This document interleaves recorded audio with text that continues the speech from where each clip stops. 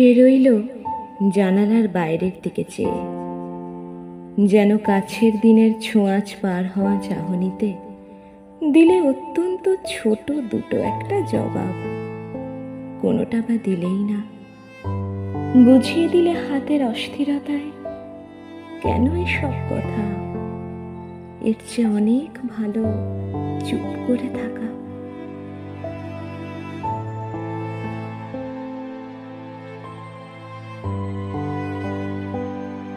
আমাকে নামতে হবে পরের স্টেশনে, দূরে যাবে তুমি, দেখা হবে না আর কোনোদিনই।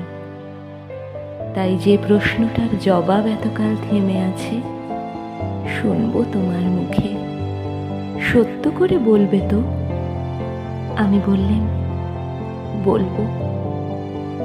বাইরের আকাশের দিকে তাকিয়ে শুধুলো, আমাদের গেছে যেদিন, একেবারেই কি গেছে, কিছুই কি নেই বাকি।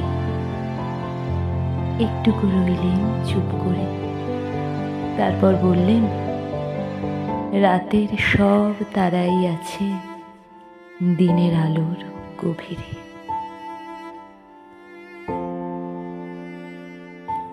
খটকা লাগলো, কি জানি বানিয়ে বললেম নাকি। ও বললে, থাক এখন যাও ওদিকে। সবাই নেমে গেল পরের স্টেশনে, আমি চললেম